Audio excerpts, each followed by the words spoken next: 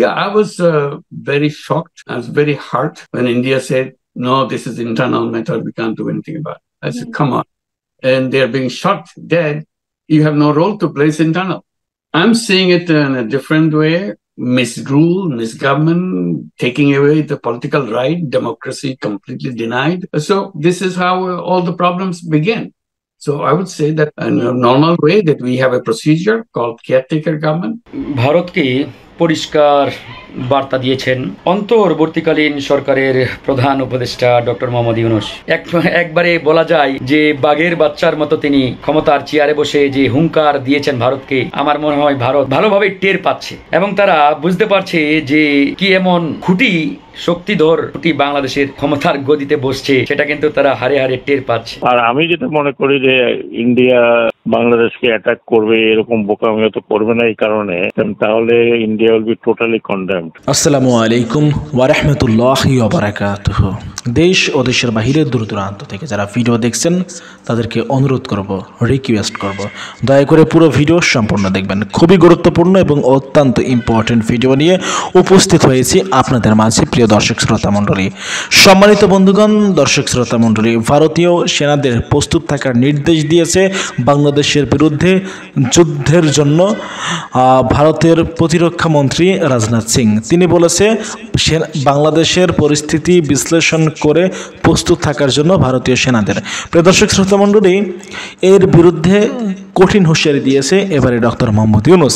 Doctor Mohammad Yunus বলেছে ভারত কি এতটাই আমাদের নরম পেয়েছে, আমাদের কি এতটাই নর্মাল ভেবেছে যে আমরা ভারতের প্রতিহত করতে পারবো না, আমরা ভারতকে রুখে দাঁড়াতে পারবো না? প্রিয় দর্শক শ্রোতা মণ্ডলী, ডক্টর মোহাম্মদ ইউনূস ঘোষণা দিয়েছে যদি ভারত কোনো ক্ষতি করার চেষ্টা করে দেশকে, তাহলে তার কঠিন মাসুল দিতে হবে। প্রিয় দর্শক শ্রোতা মণ্ডলী, রাজনাথ সিংয়ের এই বক্তব্য নিয়ে কড়া প্রতিবাদ জানিয়েছে এবং তীব্র নিন্দা প্রকাশ করেছে ডক্টর মোহাম্মদ ইউনূসের সরকার। প্রিয় দর্শক শ্রোতা মণ্ডলী, ডক্টর মোহাম্মদ ইউনূসের তরফ থেকে কি বলা হয়েছে ভারতীয় প্রতিরক্ষা মন্ত্রী রাজনাথ সিংয়ের বক্তব্য নিয়ে আমরা সেটা শুনব এবং একই সাথে আমাদের ব্রিগেডিয়ার জেনারেল শাখাওয়াতের আমরা বক্তব্য শুনব, তিনি আসলে কি বললেন এই রাজনাথ সিংয়ের বক্তব্য নিয়ে। প্রিয় দর্শক শ্রোতা মণ্ডলী, রাজনাথের বক্তব্য নিয়ে এবারে কঠিন প্রতিবাদ জানিয়ে কঠিন জবাব দিল ভারতকে সাখাওয়াত হোসেন। প্রিয় দর্শক শ্রোতা মণ্ডলী, আমরা দেখে আসি পুরো ভিডিওটি, তারপরে কথা বলি।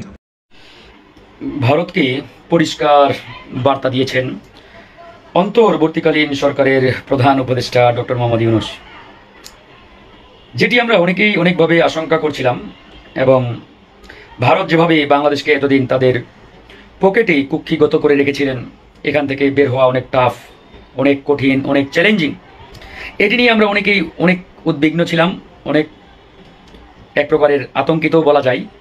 তো সেই জায়গায় আমাদের মাননীয় প্রধান উপদেষ্টা সেই আতঙ্ক, টেনশন আমাদের একবারে দূর করে দিয়েছেন। একবারে বলা যায় যে বাঘের বাচ্চার মতো তিনি ক্ষমতার চেয়ারে বসে যে হুঙ্কার দিয়েছেন ভারতকে, আমার মনে হয় ভারত ভালোভাবে টের পাচ্ছে এবং তারা বুঝতে পারছে যে কি এমন খুঁটি শক্তিধর খুঁটি বাংলাদেশের ক্ষমতার গদিতে বসছে, সেটা কিন্তু তারা হারে হারে টের পাচ্ছে। তো এই জন্যই আমরা আগেই বলেছিলাম যে একটু ধৈর্য ধরতে হবে আমাদের। যিনি ক্ষমতায় বসছেন তিনি যেন তেন কোনো ব্যক্তি নন এবং তার পিছনের চেয়ারের খুঁটি এতটাই শক্তিশালী, এতটাই স্ট্রং যে তাকে ওই একটা ফু দিলেই, একটা ধাক্কা দিলেই পড়ে যাবে, ভেঙে যাবে, এত কাঁচা ভাববার কোনো কারণ নেই, এতটা সহজ ভাববারও কোনো সুযোগ নেই, কারণ নেই। তিনি বলতে পারেন এই মুহূর্তে বাংলাদেশের একটা সিংহের মতো, এবং তিনি ক্ষমতার চেয়ারে বসে সিংহের মতো কিন্তু একটা গর্জনও দিয়েছেন। ভারতের একটি প্রভাবশালী গণমাধ্যমকে তিনি সাক্ষাৎকার দিচ্ছিলেন। তো সাক্ষাৎকারের সময় ভারতীয় সেই সাংবাদিক তাকে বাংলাদেশ নিয়ে নানাবিধ প্রশ্ন করছেন এবং প্রশ্নের এক পর্যায়ে তিনি পরিষ্কারভাবে জানিয়ে দিলেন যে বাংলাদেশকে যদি কেউ অস্থিতিশীল করতে চায়, উত্তপ্ত করতে চায়, তাহলে বাংলাদেশের পূর্ব দিকে, উত্তর দিকে ইন্ডিয়ার যে 7টি রাজ্য রয়েছে, 7 সিস্টার্স, এই 7 সিস্টার্স শান্ত থাকবে না, সেগুলো উত্তপ্ত হয়ে যাবে। এমনকি তিনি শুধু ভারতেই সীমাবদ্ধ থাকেন নাই, তিনি মায়ানমারকে নিয়ে হুঙ্কার দিয়েছেন এবং বলেছেন বার্মাও শান্ত থাকবে না, সেখানেও উত্তপ্ত হয়ে যাবে। তার মানে ডক্টর মোহাম্মদ ইউনূসের যে চিন্তা, যে চিন্তার পরিধি এটা এতটাই ব্যাপক এবং বিস্তৃত, যেটা আসলে আমাদেরকে প্রচণ্ড রকম আশান্বিত করেছে। এবং আমরা বলতে পারি, চিন্তাও করতে পারি যে আগামীতে হয়তো বাংলাদেশের মানচিত্র আরো অনেক বেশি বৃদ্ধি পাবে ইনশাআল্লাহ। সে পর্যন্ত আমাদের অপেক্ষা করতে হবে। আমরা এখনই বিস্তারিত আলাপে যাচ্ছি না। যদি আল্লাহ কপালে রাখে, হয়তো বাংলাদেশের বর্তমান যে মানচিত্র রয়েছে এই মানচিত্র হয়তো 1 গুণ কিংবা 2 গুণ বৃদ্ধিও পেতে পারে। এবং তিনি এটা বলেছেন, সীমান্তে কোনোভাবে হত্যাকাণ্ড আমরা দেখতে চাই না। অর্থাৎ সীমান্তে যদি বাংলাদেশের একজন নাগরিককে হত্যা করা হয় তাহলে বাংলাদেশ চুপ থাকবে না। বাংলাদেশের সীমান্তরক্ষী বাহিনী আগে ওই বিড়ালের মতো যেভাবে সীমান্তে বসে বসে পাহারা দিচ্ছিলেন, এখন কিন্তু আমাদের সীমান্তরক্ষী বাহিনী বিড়ালের মতো পাহারা দেবে না। এটি আপনাদের বুঝতে হবে বন্ধুগণ। তিনি এটাও বলেছেন এবং ভারতের প্রধানমন্ত্রী নরেন্দ্র মোদীকে বাংলাদেশ সফরের আমন্ত্রণ জানিয়েছেন। এবং এই আমন্ত্রণ কেন জানিয়েছেন এটি হয়তো অনেকেই আপনারা জানেন, আবার অনেকে জানেন না। তিনি আসলে টের পাবেন। আমরা চাই মোদী বাংলাদেশে আসুক। ভারতের প্রভাবশালী গণমাধ্যম NDTV-কে দেওয়া ডক্টর মোহাম্মদ ইউনূসের সাক্ষাৎকারটি যদি আমি একটু পড়ে শোনাই তাহলে আপনারা ক্লিয়ার হয়ে যাবেন যে বাংলাদেশকে যদি কোনোভাবে আনস্টেবল করা হয়, অর্থাৎ অস্থিতিশীল করা হয়, উত্তপ্ত করা হয়, তাহলে কেউ স্টেবল থাকবে না। পরিষ্কার একটা হুঙ্কার যে আমার দেশকে কেউ উত্তপ্ত করতে চাইলে আপনারা কিন্তু শান্ত থাকবেন না, আরামে থাকবেন, ঘুমিয়ে ঘুমিয়ে থাকবেন, এই সুযোগ নেই। মায়ানমার, ভারতের 7 সিস্টার্স কেউ না। আর বাংলাদেশ যদি স্থিতিশীল থাকে, শান্ত থাকে, ঠান্ডা থাকে, তাহলে আপনারাও ঠান্ডা থাকবেন। তার মানে বেশি নাড়াচাড়া করতে গেলে বিপদ আছে। তারপরে তাকে প্রশ্ন করা হলো যে শেখ মুজিবুরের মূর্তি, তারপরে তার ছবি যে নামানো হচ্ছে, ভাঙচুর করা হচ্ছে, এটা কেন করা হচ্ছে? আমাদের মাননীয় প্রধান উপদেষ্টা ডক্টর মোহাম্মদ ইউনূস পরিষ্কারভাবে জানিয়ে দিয়েছেন, বাংলাদেশে শেখ মুজিবুর রহমানের মূর্তি বা ভাস্কর্য ভাঙা হচ্ছে, তার ছবি জনগণ ভেঙে চুরমার করে দিচ্ছেন। এটার অন্যতম কারণ শেখ হাসিনা। এবং এই প্রশ্নটি শেখ হাসিনাকে করুন, তিনি উত্তর দিবেন, তিনি ভালো জানেন এই বিষয়ে। তাহলে এই যে তিনি ভারতকে পরিষ্কারভাবে যে মেসেজটি দিয়েছেন, এই মেসেজ থেকে আমাদের অনেক কিছু শেখার আছে। এবং ভারতের গণমাধ্যমগুলো আজকে খবর ব্যাপকভাবে প্রচার করছে, মানে তারা এক প্রকারের ভুল স্বীকার করে নিচ্ছে। কি ভুল জানেন? তারা বলছে যে বাংলাদেশের জনগণকে, অর্থাৎ বাংলাদেশকে সমর্থন না দিয়ে বা বাংলাদেশের জনগণের পাশে না থেকে ভারত শেখ হাসিনাকে অগ্রাধিকার দিয়ে, প্রাধান্য দিয়ে তার পাশে যে দাঁড়িয়েছেন, এটি ভারতের ভুল ছিল। এবং এই কারণে আজকে বাংলাদেশের সাথে ইন্ডিয়ার সম্পর্ক এতটা তলানিতে, এতটাই তলানিতে, যেটা আসলে বলার মতো আমাদের ভাষা নেই। ভারত কিন্তু টের পাচ্ছে এবং স্বীকারও করে নিয়েছে যে তারা এককভাবে হাসিনাকে যে সমর্থন দিয়েছেন, তার পাশে দাঁড়িয়েছেন, এটি ভারতের বড় রকমের ভুল কূটনীতিক সিদ্ধান্ত ছিল, ডিপ্লোম্যাটিক সিদ্ধান্ত ছিল, কিংবা রাজনৈতিক সিদ্ধান্ত ছিল। তারা কিন্তু এখন টের পাচ্ছেন এবং তারা স্বীকারও করছেন। তাহলে বন্ধুগণ, এখান থেকে বুঝতে হবে ইন্ডিয়া যে ভুলটা করেছে, তাহলে তার খেসারত ইন্ডিয়াকে অবশ্যই পেতে হবে। হাসিনা যে ভুল করেছে, জনগণের বুকে গুলি চালিয়েছে, হাসিনাকে যেমন বিচারের মুখোমুখি হতে হবে, ঠিক একইভাবে ইন্ডিয়া বাংলাদেশ নিয়ে এতদিন খেলেছে। এই দেশকে তাদের একটি অঙ্গরাজ্য বানিয়েছে, এই দেশের মানুষকে নির্বিচারে সীমান্তে গুলি করে হত্যা করেছে। বাংলাদেশ যে একটা দেশ এটা স্বীকারই করে নাই, মনে করেছে তারা 30তম একটা রাজ্য বাংলাদেশ ইন্ডিয়ার। তাহলে এর খেসারত ইন্ডিয়াকে দিতে হবে না? তারা কি এমনি এমনি পার পেয়ে যাবে? পার পাবে না। তা আমরা ইন্ডিয়াকে এমনি এমনি পার পেতে দেব না, তাদেরকেও এই খেসারত দিতে হবে। কারণ তাদের কারণেই বাংলাদেশের এত রক্ত ঝরেছে, এদেশের মানুষকে এত জীবন দিতে হয়েছে। তো যাই হোক বন্ধুগণ, আমি যে বক্তব্যটি বা বার্তাটি আপনাদের দেওয়ার জন্য মূলত কথাগুলো বলছি, যে ডক্টর মোহাম্মদ ইউনূস তাকে কাঁচা পাবলিক ভাববেন না, বা যেন তেন কোনো ব্যক্তি ভাববেন। তিনি এই মুহূর্তে বাংলাদেশের একটি বাঘের মতন, সিংহের মতন অলরেডি কিন্তু হুঙ্কার, শুধু হুঙ্কার নয়, মানে কাজের মাধ্যমে প্রমাণ দেওয়া শুরু করেছেন। আসসালামু আলাইকুম। ওয়ালাইকুম। সাবেক সেনাপ্রধান মানে আইকিবি তার ওটা তো ফেসবুকে দেখলাম, উনি যে জিনিসটা বলছেন যে ওই যে রাজনাথ যে কথা বলছেন যে ভারতের আর কি, ওর পরিপ্রেক্ষিতে উনি লিখছেন যে আমাদের এইসব আইন শৃঙ্খলা রক্ষার দায়িত্ব থেকে এক সেনাবাহিনীকে যে একটা প্রস্তুতি নিয়ে রাখার জন্য তার যে মূল কাজ, হ্যাঁ, সেই আর কি প্রস্তুতি রাখার জন্য। না ঠিক, হয়তো ঠিকই বলছে, কিন্তু এই মুহূর্তে যেহেতু পুলিশ এখনো কোনো অ্যাক্টিভ না, এখন আর্মি বিভিন্ন জায়গায় হচ্ছে আর্মি। আর আমি যেটা মনে করি যে ইন্ডিয়া বাংলাদেশকে অ্যাটাক করবে এরকম বোকামিও তো করবে না। এই কারণে তাহলে India will be totally condemned. আর বাইরে যে ডিভিশন গুলো আছে অ্যারাউন্ড ঢাকার বাইরে, ওরা কিন্তু এত কমিটেড না। যেমন বলি সিলেটে বা চিটাগং হিল ট্র্যাক্টে বা রামুতে, ইভেন যশোরের কথাও যদি বলি, ওরা এত কমিটেড না। যত সমস্যা তো ঢাকাতে হচ্ছে বেশি। জি জি জি। তো ওই দিক থেকে আমার মনে হয় না যে আমাদের খুব মানে চিন্তা যে আমাদের সামরিক বাহিনী এই কাজে ব্যস্ত। এই কাজটা হলো ঢাকায় বেশি, কারণ ঢাকায় পুলিশের যে অবস্থা, পুলিশ এখনো পর্যন্ত কনফিডেন্ট পায় না। সব রাতের বেলা পুলিশ বাইরে থাকে না, ভয় পায় হ্যাঁ যে পাবলিক কখন কি করে। তো সেই সব কারণে সেনাবাহিনীটাকে বাইরে থাকতে, এটা তো এদের কাজ না। আর মার্শাল ল না, যে মার্শাল ল হচ্ছে এরা। আর রাজনাথ সিং তাদের বিভিন্ন কনটেক্সটে কথা বলেছে। জি জি। কিন্তু ইন্ডিয়াতে ইমেচিওর হবে না যে বাংলাদেশকে তারা অ্যাটাক করবে। বাংলাদেশের মতো ইন্ডিয়ার সামনে একটা ইন্ডিয়ার মিলিটারি মাইক, হ্যাঁ, যে যার একটা জিও পলিটিক্যাল অ্যাম্বিশন আছে, যে সে এই অঞ্চলে এশিয়াতে এবং বিশ্বে পরাশক্তি হিসাবে দেখতে চায়, তার যে কন্টেস্ট, সেই কন্টেস্টটা হচ্ছে চায়নার সাথে। ইভেন পাকিস্তানকে তারা কোনো থ্রেট মনে করে না। আর বাংলাদেশ তো পাকিস্তানের পর্যায়ে না। এখন তারা যদি এটা করে শেখ হাসিনাকে সামনে রেখে, বা তার শেখ হাসিনায় উৎখাত হওয়ার কারণে, তাহলে ইন্ডিয়া তো বাংলাদেশে অ্যাটাক করলে তারই ক্ষতি হবে বেশি। আর এখন একটা সভরেন কান্ট্রিকে অ্যাটাক করে এইভাবে তো থাকতে পারে না। হ্যাঁ, সে আমার যেটা মনে হয়, সে তার মানে সৈন্যবাহিনীদেরকে বলছে যে অ্যালার্ট থাকার জন্য, সাথে বাংলাদেশের পরিস্থিতি, ওই সাথে আবার ওইদিকে যে ইউরোপের যুদ্ধটা হচ্ছে, রাশিয়া, সবকিছু মিলিয়ে বলছে কথাটা। হ্যাঁ, আমাদের প্রস্তুতি তো ডেফিনেটলি থাকার কথা, থাকা উচিত। বর্ডারে যদি ইয়ে করে, কিন্তু অবশ্যই থাকা উচিত। কিন্তু যেহেতু আমি উপমহাদেশের রাজনীতি এবং উপমহাদেশের political mode, Jio political issue নিয়ে তো একটু কাজ করেছে, I don't think India will do this stupidity. হ্যাঁ, হতে পারে ওই যে বর্ডারে বিএসএফ এর অ্যাক্টিভিটি বাড়তে পারে, কিন্তু গোলাগুলি বিএসএফ এর সাথে বিজিবির হতে পারে, ওটা হতে পারে। জি, কিন্তু একেবারে আর্মি এসে অ্যাটাক করবে বাংলাদেশ, সেই বাংলাদেশ তো এখন নাই, সে অবস্থা নাই। সেই অবস্থা নাই।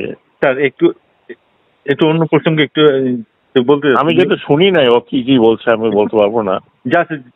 হ্যাঁ, মানে ওই যেটা বললাম, আমি যেটা বললাম মূল কথাটাই ওই। আমি টেক্সটটা এখনো বাংলাদেশের এই অবস্থা, এরকম একটা রক্ত ঝরা অভ্যুত্থানের পরে, এবং যেটা পুরাটা পুলিশ ইউজ করা হয়েছে এইভাবে to kill thousands of people, thousands of student, thousands of young people.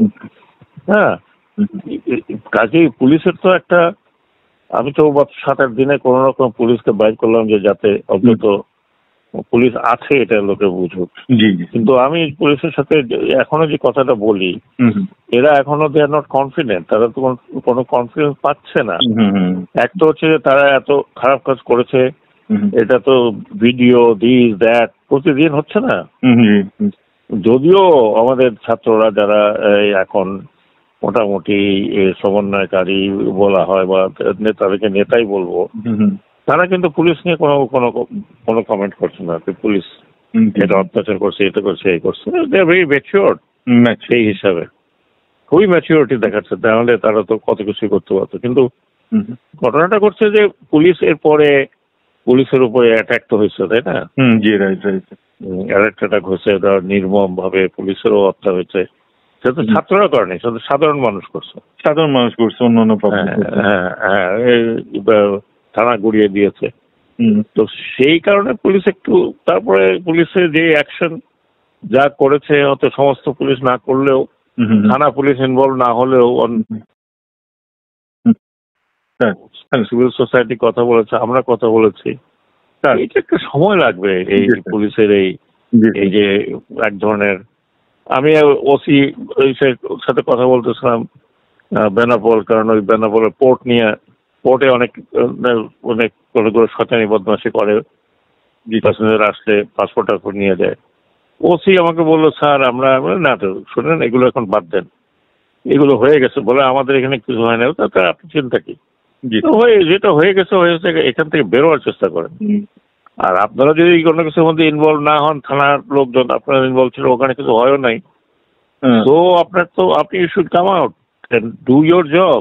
G sir. গত বৃহস্পতিবারে ভারতের প্রতিরক্ষা মন্ত্রী উত্তরপ্রদেশের লখনৌতে তাদের যে ভারতীয় সশস্ত্র বাহিনীর 3 বাহিনীর প্রধান, সিনিয়র কমান্ডার যারা ছিলেন, প্রতিরক্ষা সচিব, এই ধরনের একটা বড় গ্যাদারিংয়ে উনি অনেকগুলো বিষয় নিয়ে কথা বলেছেন। তার ভিতরে বাংলাদেশ সংশ্লিষ্ট ওনার 2-3টা মন্তব্য আছে। তার মধ্যে একটা হচ্ছে যে আমাদের চারপাশে কি ঘটছে সে ব্যাপারে যেন আমরা সবাই সজাগ থাকি। সশস্ত্র বাহিনীকে বলেছেন বিশেষ করে বাংলাদেশের পরিস্থিতিতে ওখানে কি ঘটছে ওটার ব্যাপারে যেন তারা সজাগ থাকেন, এবং যদি প্রয়োজন হয় একটা যুদ্ধ প্রস্তুতি যেন থাকে, এইরকম একটা মন্তব্য উনি করেছেন। টাইমস অফ ইন্ডিয়া রিপোর্ট যেটা দেখলাম সেখানে এটা এসছে। এখন দুই দেশের যারা নিরাপত্তা বিশ্লেষক আছেন তারা বোঝার চেষ্টা করছেন যে এটার মানে কি। প্রথম কথা হচ্ছে, হিস্টোরিক্যালি ভারতীয় এস্টাবলিশমেন্ট কিন্তু খুব ভীরু একটা জাতি। ভারতের এস্টাবলিশমেন্ট, ভারতের প্রশাসন, ভারতের সশস্ত্র বাহিনী, তারা যদি হিস্টোরিক্যালি দেখেন 1962 সালের যুদ্ধ, 62 সালের যুদ্ধে তো চীনের কাছে খুব নির্লজ্জভাবে পরাজিত হয়েছে, 65 সালের যুদ্ধে পাকিস্তানের কাছে পরাজিত হয়েছে, যদিও তারা সেটা মানতে নারাজ যে তারা পাকিস্তানের যুদ্ধে পরাজিত হয়নি। তাদের একমাত্র সফলতা হচ্ছে তাদের এই 77 বছরের স্বাধীনতার ইতিহাসে, স্বাধীন ভারতের ইতিহাসে, সেটা হচ্ছে তারা বাংলাদেশের স্বাধীনতা আন্দোলনে সামান্য কিছু ভূমিকা পালন করেছে, যেটা তারা সফল হয়েছে। এছাড়া ভারতের যুদ্ধ করবার যে সফলতার জায়গা সেটা কিন্তু আমরা দেখতে পাই না, এক্সেপ্ট বলিউডের মুভিগুলোতে দেখবেন যে তারা খুবই বীরের জাতি। এইটা আমরা গত 2-3 বছর আগে দেখেছি যে সার্জিক্যাল স্ট্রাইকের যে নাটক তারা করলো আপনার পাকিস্তানে কাশ্মীর সীমান্তে, যেটা আপাতমস্তক একটা মিডিয়া ক্যাম্পেইন ছিল, একটা বোগাস জিনিস আর কি। তো এবং সেখানে ওই ঘটনা ঘটার পরে যখন পাকিস্তান সিরিয়াসলি রেসপন্ড করার জন্য হুমকি দেয়, সে সময় আমরা দেখেছি যে 2-3 দিনের মধ্যে সীমান্তবর্তী ভারতের 40,000-এর বেশি সেনা ছুটির জন্য আবেদন করেছে, কারণ তারা যুদ্ধে যেতে চায় না, তারা যুদ্ধ করতে চায় না। প্রচণ্ড ভীরু জাতি কিন্তু এরা। আর দ্বিতীয়ত হচ্ছে যে সে সময় আমরা একই সময় দেখেছি যে অনেকগুলো ভিডিও আসছে ইন্ডিয়ান সোলজারদের, তার মধ্যে একটা ছিল যে ওর ভাত খাইতে পারে না, পর্যাপ্ত খাবার দেয় না, কিন্তু আমাদেরকে যুদ্ধ করতে বলছে, চীনের সাথে যুদ্ধ করতে বলে, পাকিস্তানের সাথে যুদ্ধ করতে বলে, এইসব। আবার উল্টো দিকে দেখলাম যে তারা বিমান পাঠালো পাকিস্তানের বর্ডার ক্রস করে ওখানে অ্যাটাক করবার জন্য, যেটা পাকিস্তানের আর্ম ফোর্সেস সেই বিমানের পাইলটকে পরে সিজ করে, তাকে তারা আটক করে, এবং তারা ইমরান খান তখন গুড জেস্টার হিসেবে তাকে আবার রিলিজ করে ফেরত পাঠিয়ে দেয়। তো এই বাস্তবতাতে আমরা দেখেছি যে হিস্টোরিক্যালি ইভেন যদি ব্রিটিশ বিরোধী স্বাধীনতা আন্দোলনেও দেখেন, এই স্বাধীনতা আন্দোলনের সবচেয়ে ডমিনেন্ট সাহসী রোল প্লে করেছে ব্রিটিশ ইন্ডিয়ার মুসলমানরা যদি সংখ্যায় দেখেন। এরপরে দেখবেন আপনার শিখরা, যে পাঞ্জাব জনগোষ্ঠী যেটা আছে, এবং পাঞ্জাবের মেজরিটিতে মুসলমান, তারপরে হচ্ছে শিখ জনগোষ্ঠী। তো পাঞ্জাব রেজিমেন্ট ছিল যেটা মোস্ট ফেরোশাস রেজিমেন্ট ছিল, যেটা ব্রিটিশদের বিরুদ্ধে যুদ্ধ করেছে। গুর্খা রেজিমেন্ট ছিল, যেটা এখনো পাঞ্জাব এবং গুর্খা রেজিমেন্ট ইয়েতে আছে, ভারতে আছে। ব্রিটেনেও আপনার গুর্খা রেজিমেন্ট বলতে একটা রেজিমেন্ট আছে, নেপাল থেকে তারা সোলজার রিক্রুট করে। তো হিস্টোরিক্যালি আমরা দেখি নাই যে ব্রিটিশদের বিরুদ্ধে অথবা গত 77 বছরে ভারতীয় এস্টাবলিশমেন্ট অথবা আর্ম ফোর্সেস খুব সাহসিকতার সাথে কোনো রোল প্লে করেছে। তারা যেটা করতে পারে, ভারতীয়দের একটা ভালো গুণের জায়গা হলো কৌটিল্যের যে গুণ, ছলে বলে কলে কৌশলে গিরিঙ্গিপনা করে শেখ হাসিনার মতো দানব তৈরি করা, বিভিন্ন দেশে দেশে সিকিমের লেন্দুবদর্জি তৈরি করা, তো কাশ্মীরের বিভিন্ন সময় দেখেছি আবদুল্লাহ টাইপের শাসকদেরকে প্রমোট করা, এই কাজগুলো তারা ভালোভাবে করেছে। বিভিন্ন সময় যুদ্ধ বাঁধানো, বিভিন্ন দেশের ভিতরে ঝামেলা তৈরি করা। আমরা এলটিটির ব্যাপারে দেখলাম যে শ্রীলঙ্কাতে তামিল যে বিদ্রোহ ছিল, যেটাকে তারা অস্ত্র দিয়ে বহু বছর চালিয়ে নিয়েছে, এই কাজগুলো তারা করেছে। নেপালে রাজপরিবার এর বিরুদ্ধে রাজনীতি, মার্ক্সিস্ট সংগঠনগুলোকে ভাগ বাটোয়ারা করা, এগুলো তারা সাকসেসফুলি করেছে। পাকিস্তানের ভিতরে তেহরিকে তালেবান নামে তালেবানদের একটা অফশুট ক্রিয়েট করে তাদেরকে অস্ত্র দেওয়া, ওখানে মসজিদে, বিভিন্ন মাযহাবের মসজিদে এবং মন্দিরে অ্যাটাক করা, বেলুচিস্তানে বেলুচ জনগোষ্ঠীকে আর্ম দেওয়া, অস্ত্র তৈরি করে ওখানে উস্কানি দেওয়া, এই কাজগুলো তারা করেছে। কিন্তু ফ্রন্টলাইন যুদ্ধ করবার যে ইতিহাস, সেখানে ভারতের এস্টাবলিশমেন্টের ইন্ডিয়ানদের প্রাউড করবার মতো তেমন কোনো জিনিস নাই, এক্সেপ্ট আপনি ওই যে বলিউডের মুভি দেখলে মনে হবে যে ওখানে সবাই শুধু হিরো, আর বাঙালিদেরকে, বাংলাদেশিদেরকে, পাকিস্তানিদেরকে দেখবেন ভিলেন আকারে করে আর কি, পোট্রে করে। বাট এক্সাক্ট রিয়েলিটি হচ্ছে সিম্পলি অপোজিট। আপনি দোকলামের যুদ্ধ যদি রিসেন্টলি দেখেন, যে 93-95 সাল থেকে যতগুলো ভূমি ল্যান্ড সেটেলমেন্ট করে ভারতকে দিয়ে দেওয়া হয়েছিল, চায়না সে সকল ভূমি ফেরত নিয়ে গেছে এবং তেমন করে যুদ্ধ করতে হয়নি, চটথাপড়ের উপর দিয়ে নিয়ে গেছে। তো সেই বাস্তবতায় রাজনাথ সিং এর এটা সিম্পলি একটা ব্লান্ডার স্টেটমেন্ট হতে পারে আর কি, নম্বর 1 অ্যাসেসমেন্ট তার ব্যাপারে। দ্বিতীয়ত হচ্ছে যে বাংলাদেশে শেখ মুজিবের এবং তার পরিবারের যে হত্যাকাণ্ডের পরে 1975 সালের 15 আগস্টের পর থেকে 81 সালে শহীদ প্রেসিডেন্ট জিয়াউর রহমানের খুন হওয়া পর্যন্ত, এই সময়টাতে কিন্তু ভারত বিভিন্নভাবে বাংলাদেশের সীমান্তবর্তী অঞ্চলগুলোকে অস্থিতিশীল করে দিয়েছে। 71-এর সময় এটা হয়েছে। এই অস্থিতিশীলতার ভিতর একটা বড় জায়গা হচ্ছে কাদেরিয়া বাহিনী। এই যে আওয়ামী লীগের মুজিব কোট পরা নেতা কাদের সিদ্দিকী, আপাদমস্তক একটা গুন্ডা পরিবারের সন্তান, ভাই সবগুলা, টাঙ্গাইলে খবর নেবেন, প্রত্যেকটা ভাই বাবা সহ একটা পরিচিত গুন্ডা পরিবার আর কি, সন্ত্রাস ছাড়া, গুন্ডামি ছাড়া যাদের কোনো কোয়ালিটি নাই। সেই কাদের সিদ্দিকের নেতৃত্বে তখন ভারত রয়ের সাহায্যে এদেরকে এই বাহিনী ফর্ম করতে সাহায্য করে। হাজার হাজার আওয়ামী লীগ, ছাত্রলীগ, তারপরে বাকশালের সদস্য ছিল, এদেরকে তারা ট্রেন করে, অস্ত্র দেয় এবং বাংলাদেশে যে সরকার ছিল, মোশতাক সরকার অথবা জিয়াউর রহমানের সরকারকে অস্থিতিশীল করবার জন্য যা যা করার, আমাদের প্রত্যেকটা সীমান্তবর্তী অঞ্চলে শত শত নাগরিককে তারা হত্যা করেছে, শত শত, হয়তো হাজার হাজার নাগরিককে হত্যা করেছে। যেই পরিপ্রেক্ষিতে কিন্তু আপনার গ্রাম প্রতিরক্ষা বাহিনী তখন তৈরি করা হয়, প্রত্যেক গ্রামে গ্রামে অস্ত্র দিয়ে, প্রশিক্ষণ দিয়ে আমাদের নাগরিকদেরকে তখন এটার প্রতিরোধের জন্য তৈরি করা হয়েছিল এবং এটা সাকসেসফুলি ওয়ার্ক করেছে। এই কাজগুলো তারা এখন করতে পারবে। ছাত্রলীগ, আওয়ামী লীগের আপনারা জানেন যে হাজার হাজার গুন্ডা পান্ডারা বর্ডার ক্রস করে ওই পারে চলে গেছে। শাইম ওসমান, ইকরাম, তারপরে হচ্ছে হাজারি টাইপের, নিজাম হাজারি টাইপের যত গুন্ডা পান্ডারা আছে, এদের চেলা চামুন্ডারা এখন ওই পারে আছে। এদেরকে দিয়ে আপনার বাহিনী ফর্ম করায় অস্ত্র দেবে এবং বাংলাদেশের ভিতরে যত রকমের অস্থিরতা তৈরি করা যায় সেই অস্থিরতাগুলো তারা তৈরি করবে। এইটার একটা তার লক্ষণ আর কি। সেক্ষেত্রে আর্ম ফোর্সেসকে ইনস্ট্রাকশন দেওয়া হচ্ছে, এটার জন্য যা যা করণীয় আছে ওখানকার গোয়েন্দা সংস্থা রয়ের সাথে উদ্যোগ নিয়ে তারা এটা করবে। যুদ্ধের পরে আমরা দেখেছি যে মেজর জেনারেল উবাংয়ের নেতৃত্বে কীভাবে জাসদ তৈরি করলো ছাত্রলীগকে ভেঙে এবং তাদেরকে ট্রেনিং দিল, অস্ত্র দিল। শেখ মুজিবের বিরুদ্ধে সশস্ত্র রাষ্ট্রীয় বিপক্ষে, শেখ মুজিবের সময় সরাসরি রাষ্ট্রের বিপক্ষে যুদ্ধ করবার যে আয়োজন জাসদকে দিয়ে তারা করিয়েছিল, সেটা কিন্তু ভারত করিয়েছে, রয়ের মাধ্যমে করেছে। তো এটা বইয়ের মধ্যে, উবাংয়ের বইতেও দ্য ফ্যান্টম চিটাগংয়ে ওনারা এটা উল্লেখ করেছেন। আমরা এই যে তথাকথিত জঙ্গি নাটক যেটা দেখলাম, হুজি, শায়েখ আব্দুর রহমান, বাংলা ভাই এবং 64টা জেলায় যে বোমা ফুটানো 2005 সালের একই দিনে, এরপরে হচ্ছে হোলি আর্টিজানের মামলা, ঘটনাতে দেখলাম এই অস্ত্রের একটা বিশাল জায়গা কিন্তু আমরা মেড ইন ইন্ডিয়া দেখেছি। ককটেল থেকে শুরু করে যে সকল অস্ত্র তখন উদ্ধার করা হয়েছিল। অতএব বাংলাদেশকে অস্থিতিশীল করবার জন্য হেন কোনো কাজ নাই যা ভারত করে নাই। সন্তুল আরমার বাহিনী দেখেন, জনসংহতি সমিতি চিটাগং হিল ট্রাক্সে কি করেছে। এটার পলিটিক্যাল ফেলিওর আছে আওয়ামী লীগের প্রথম সরকারের, শেখ মুজিবের, কিন্তু এটাকে বাহিনী আকারে অস্ত্র দিয়ে, ট্রেনিং দিয়ে বাংলাদেশকে অস্থির করবার যে সশস্ত্র প্রচেষ্টা আমরা দেখেছি, এটা পুরোটা ভারতের নেতৃত্বে হয়েছে। কুকি চীন দেখেন, মিজোরামে ট্রেনিং দিয়ে তাদেরকে অস্ত্র দিয়ে বাহিনী আকারে তৈরি করা এবং বাংলাদেশের মধ্যে অস্থিরতা তৈরি করা, এর প্রত্যেকটার সাথে ভারতের গোয়েন্দা সংস্থা কোনো না কোনো ফর্মে জড়িত। দুঃখজনক হলেও সত্য যে হাসিনার জন্ম, এবং হাসিনা যদিও বাংলাদেশের নাগরিক, কিন্তু সে আপাদমস্তক তার পুরো 16টা বছর সে ভারতের পারপাস সার্ভ করেছে। অতএব রাজনাথ সিং এর বক্তব্য আমাদেরকে নতুন করে পুরোটা মিলায় পড়তে হবে যে বাংলাদেশের স্বাধীনতার সার্বভৌমত্বের প্রধানতম শত্রু হচ্ছে ভারত। এটাই হচ্ছে নতুন বাংলাদেশের নাগরিক হওয়ার শর্ত। অতএব যে ছাত্র জনতার গণ অভ্যুত্থান হয়েছে জুলাই আগস্টে, যে হাজার হাজার তরুণ শহীদ হয়েছে, রক্ত দিয়েছে, যে লাখো তরুণ তরুণী আহত হয়েছে, প্রতিবন্ধী হয়ে গেছে, পঙ্গু হয়ে গেছে, তাদের প্রত্যেকের রক্ত এবং কোরবানির বদলে যেটা বাংলাদেশকে জানতে হবে যে আমার জাতীয় শত্রুকে, আমার স্বাধীনতা সার্বভৌমত্বের শত্রুকে, আমার জাতীয় স্বার্থের শত্রুকে, আমার এই রাষ্ট্রের বন্ধু কারা, শত্রু কারা, সেই জায়গাতে পরিষ্কার হতে হবে যে রাজনাথ সিং নতুন করে প্রমাণ করে দিয়েছে যে বাংলাদেশ রাষ্ট্রের শত্রু কারা, এবং এটা আমাদের কাছে কোনো রকম লুকোচুরি করবার সুযোগ নাই, সেটা হচ্ছে ভারত। এটা বোঝার মধ্য দিয়েই হচ্ছে আপনি বাংলাদেশের নাগরিক হবেন। প্রধানতম বুঝ যেটা বাংলাদেশের নাগরিকদেরকে বুঝতে হবে যে আপনার শত্রু কারা, এরপরে বন্ধুর আলোচনা আসবে।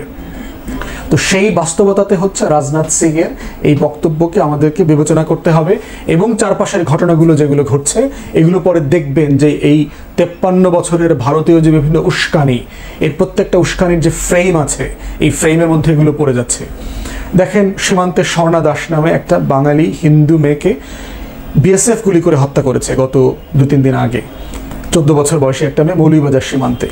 কিন্তু ভারতীয় পত্রিকাগুলোতে আমরা কি দেখলাম যে স্বর্ণা দাসকে হত্যা করেছে বিডিআর, আমাদের বিজিবি নাকি হত্যা করেছে নো ম্যানস ল্যান্ডে। তাদের এই মেয়েটাকে নাকি উদ্ধার করতে গেছে বিএসএফ। তো নো ম্যানস ল্যান্ডে বাংলাদেশের নাগরিক উদ্ধার করতে আবার বিএসএফকে যেতে হবে কেন? বিএসএফ গেছে লাশ আবার ভারতে নিয়ে গেছে, নিয়ে যাওয়ার পরে হাসপাতালে মর্গে রেখেছে, প্রায় 2 দিন পরে এই লাশ ফেরত দিয়েছে বাংলাদেশকে। তাহলে এগুলো হচ্ছে প্রচ্ছন্ন উস্কানি, বাংলাদেশকে ডেলিভারেটলি উস্কানি দিচ্ছে। একটা হিন্দু মেয়েকে হত্যা করেছে, এটার মধ্য দিয়ে তারা ভারতীয় পত্রিকাগুলোতে বলার চেষ্টা করছে যে বাংলাদেশে হিন্দুরা নিরাপদ না, তারা পালিয়ে ভারতে যাবার চেষ্টা করছে নিরাপদ আশ্রয়ের জন্য, রিফিউজি হিসেবে ক্লেম করবার জন্য, অ্যাসাইলাম ক্লেম করবার জন্য।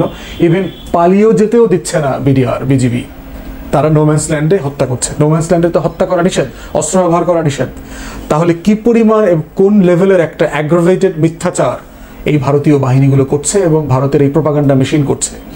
এই যে টোটাল মাইনরিটি প্রোপাগান্ডার নামে যেটা চলছে, যেটা অনলাইনে আমরা দেখতে পাচ্ছি, বিজেপি, তারপরে হচ্ছে বিএসএফ, তারপরে আরএসএস, ইন্ডিয়ান টোটাল এস্টাবলিশমেন্টের যে মিথ্যাচারের ফোর্স আছে সেটা আমরা দেখলাম। এবং আমরা যে ইন্টারন্যাশনাল গ্লোবাল যে রেটিং হয় প্রোপাগান্ডা এবং মিথ্যাচারের, ডিসইনফরমেশন, মিসইনফরমেশনের, এটার হেডকোয়ার্টার আমরা দেখতে পাচ্ছি সবচেয়ে বেশি মুসলিম বিদ্বেষী মিসইনফরমেশন এবং ডিসইনফরমেশন তৈরি হচ্ছে ভারতে।